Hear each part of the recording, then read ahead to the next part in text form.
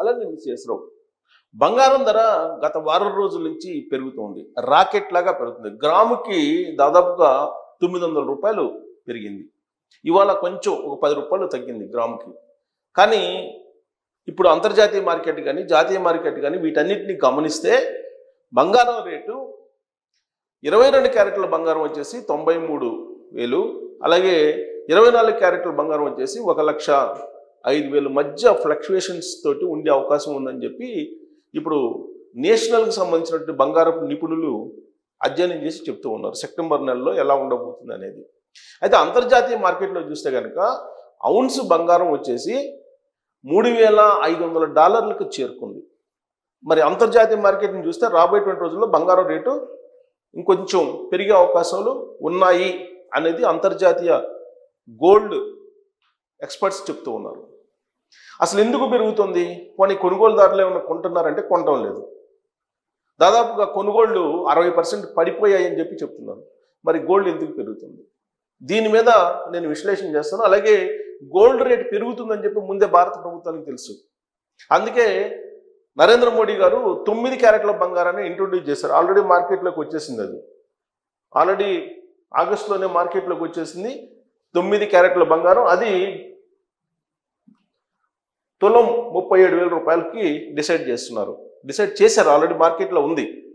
ఆ 9 క్యారెట్స్ బంగారానికి సంబంధించి 9 క్యారెట్స్ బంగారానికి సంబంధించి 37.5% గోల్డ్ ఉంటుంది, బంగారం ప్యూర్ బంగారం ఉంటుంది. దాంట్లో 9 క్యారెట్స్ బంగారంలో మీరు తులం బంగారం తీసుకుంటే దాని క్వాలిటీ చూస్తే 37.5 ఉంటుంది, గోల్డ్ ప్యూర్ గోల్డ్ ఉంటుంది. దానికి హాల్ మార్క్ అవన్నీ కూడా ఇస్తున్నారు ఇప్పుడు మార్కెట్లో. ఇది ఎందుకు ఇంట్రొడ్యూస్ చేశారు నరేంద్ర మోడీ గారు అంటే అంతర్జాతీయ మార్కెట్లో బంగారం ధరలు పెరుగుతాయని ఆయనకు తెలుసు, ముందే తెలుసు, ఆర్బీఐకి కూడా తెలుసు. అందుకే సంజయ్ మల్హోత్రా ఇప్పుడు భారత రిజర్వ్ బ్యాంక్కి బంగారాన్ని కొనుగోలు చేసేటువంటి కార్యక్రమాన్ని చేస్తూ ఉన్నారు. ఈ బంగారం అంతర్జాతీయంగా ఎందుకు పెరుగుతుంది అని అంటే 3 పాయింట్లు మీకు చెప్తాను. ఒకటి, ఇప్పుడు ఈ వారంలో అమాంతం గ్రాముకి 900 రూపాయలు పెరగడం అని అంటే ఎక్కువ పెరిగినట్టు. ఎందుకు పెరిగింది అని అంటే అమెరికా ఫెడ్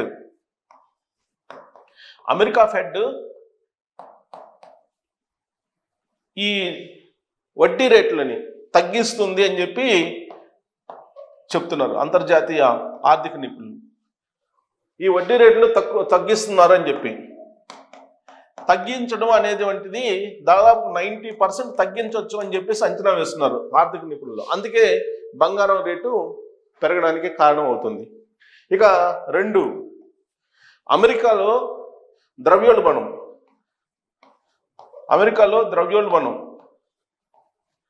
ఈ ద్రవ్యోల్బణం గత ఏడాది కంటే గత ఏడాది 3.4% అంటే ఈసారి అది 4.5%కి వెళ్ళే అవకాశం ఉందని అంటున్నారు. అంటే ద్రవ్యోల్బణం పెరుగుతుంది. అక్కడ నిత్యావసర వస్తువులు పెరగడం, తర్వాత అక్కడ వినియోగదారులకి కొనుగోలు శక్తి ఇప్పుడు తగ్గడం, ఇవన్నీ కూడా ఈ ద్రవ్యోల్బణం కూడా అమెరికాలో ద్రవ్యోల్బణం ఎఫెక్ట్ కూడా బంగారం మీద పడిందని చెప్తున్నారు. ఇక 3 వచ్చేసి తయారీ రంగం అమెరికాలో కుదేలగాటం, మ్యానుఫ్యాక్చరింగ్. ఈ తయారీ రంగం కుదేలయ్యింది అక్కడ అమెరికాలో. ఈ 3 కారణాల చేత బంగారం రేటు అంతర్జాతీయ మార్కెట్లో ఔన్స్ వచ్చేసి $3,500 చేరుకుంది. అంతర్జాతీయ మార్కెట్లో ఔన్స్ బంగారం. దాని ఎఫెక్టే ఇప్పుడు మొత్తం ప్రపంచం మొత్తం మీద పడుతుంది, ప్రపంచం మొత్తం బంగారం మీద. మరి దీనికి కారణం ఏంటి? అమెరికా ఫెడ్ అంటే మనకి భారతదేశానికి ఆర్బీఐ లాంటిది. అమెరికా ఫెడ్ వడ్డీ రేట్లు తగ్గించేటువంటి పరిస్థితి ఎందుకు వస్తుంది అని అంటే అక్కడ ఉండేటువంటి జనాలు కొనుగోలు శక్తి తగ్గింది కాబట్టి తగ్గించేటువంటి ప్రయత్నం చేస్తున్నారు. ఈ తగ్గించడానికి కారణం ఏంటి? డాలర్. అంతర్జాతీయ మార్కెట్లో డాలర్ తోటి వాణిజ్యం చేయటం అనేది తగ్గిపోయింది. అందుకే డాలర్ బలహీనపడింది, మన రూపీ బలహీనపడింది. అట్ ద సేమ్ టైం అంతర్జాతీయ మార్కెట్లో డాలర్ కూడా బలహీనపడింది. డాలర్ ఎంత బలహీనపడింది అంటే 9% బలహీనపడింది అని అంటున్నారు. 9% డాలర్ బలహీనపడింది అంతర్జాతీయ మార్కెట్లో. అందుకు ఫెడ్ వడ్డీ రేట్లు తగ్గించక తప్పనటువంటి పరిస్థితి. అందుకే ఇప్పుడు డాలర్ వాల్యూ తగ్గిపోతుంది కాబట్టి గోల్డ్ వాల్యూ ఇప్పుడు అంతర్జాతీయ మార్కెట్లో పెరగడానికి ఒక కారణం. ఇక రెండో కారణం ఏంటి? ప్రపంచవ్యాప్తంగా అనిశ్చిత పరిస్థితి నెలకొంది. ఇవాళకి కూడా యుద్ధాలు జరుగుతున్నటువంటి పరిస్థితి. అందుకే అంతర్జాతీయ స్థాయిలో ఇన్వెస్ట్మెంట్ ఎక్కడ చేయాలి అని ఇన్వెస్టర్స్ ఆలోచించినప్పుడు ద బెస్ట్ ఏంటంటే గోల్డ్ కొనుక్కోవటం అని చెప్పేసి అనుకుంటున్నారు. అందుకే గోల్డ్ కొంటున్నారు.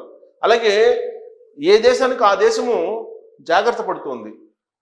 సామాన్య ప్రజల కంటే కూడా దేశాలు జాగ్రత్త పడుతున్నాయి. ఎందుకు? డాలర్ వాల్యూ ఫ్లక్చువేషన్లో ఉంది. 9% అంతర్జాతీయ మార్కెట్లో తగ్గింది. కాబట్టి డాలర్ని నమ్ముకోవటం కన్నా బంగారం నమ్ముకోవటం మేలని చెప్పి అన్ని దేశాలు భావిస్తున్నాయి. అందుకే ఇప్పుడు జనం కంటే కూడా ఆయా దేశాల రిజర్వ్ బ్యాంక్స్ పోటీపడి కొనుగోలు చేస్తున్నాయి బంగారాన్ని.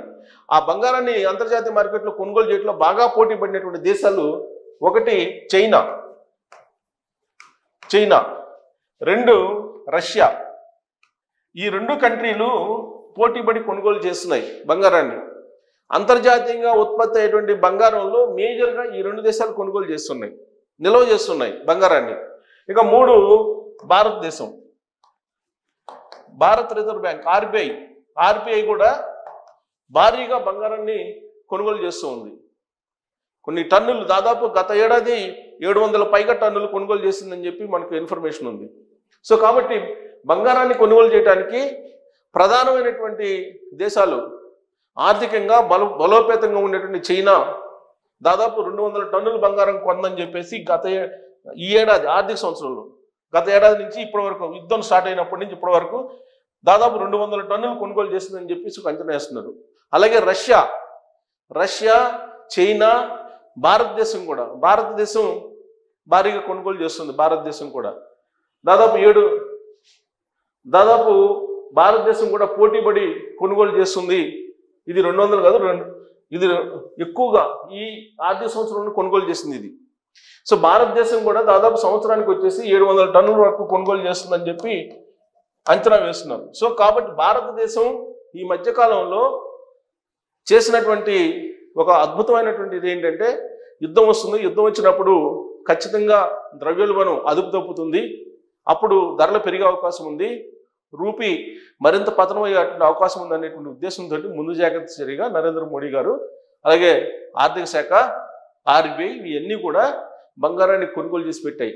అందుకే ఫ్లక్చువేషన్స్ లైట్గా ఉన్నాయి. రూపీ బలహీనపడటం అనేది భారీగా ఏమీ పడిపోలేదు ఇప్పుడు ఉన్నటువంటి పరిస్థితుల్లో. మిగతా కరెన్సీలతో పోల్చుకుంటే అమెరికా డాలరే అంతర్జాతీయ మార్కెట్లో 9% దాని ట్రాన్సాక్షన్స్ తగ్గిపోయినాయి. దాని ఎఫెక్ట్ బంగారం మీద పడుతుంది.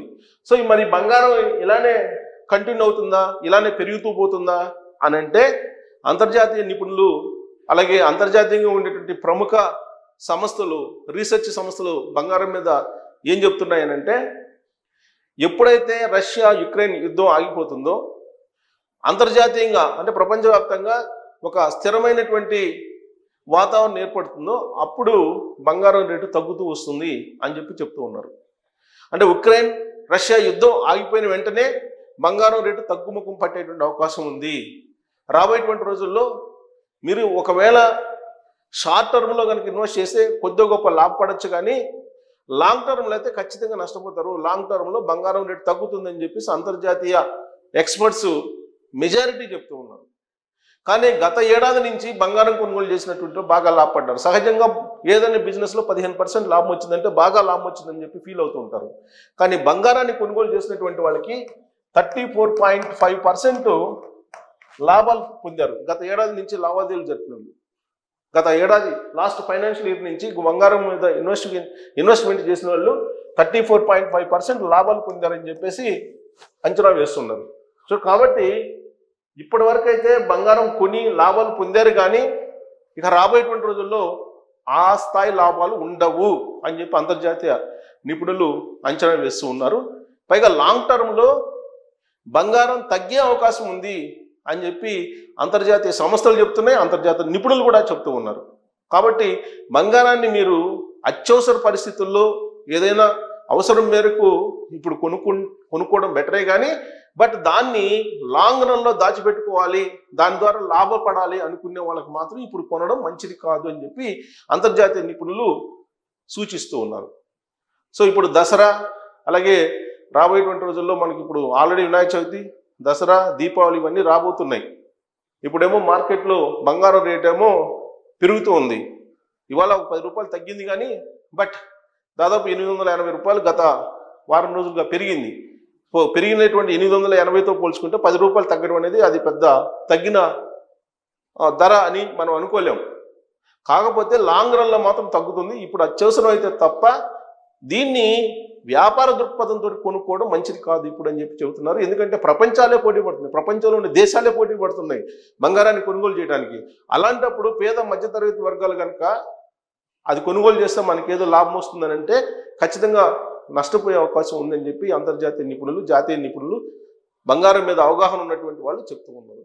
సో కాబట్టి బంగారం పెరగడం అనేది విరుగుడు కొరకే అని చెప్పి అంతర్జాతీయంగా అంచనా వేస్తున్నారు ఎక్స్పర్ట్స్. మరి మీ ఆలోచన ఏంటి, మీరేమనుకుంటున్నారు అనే దాని మీద కామెంట్ చేయొచ్చు. Thank you.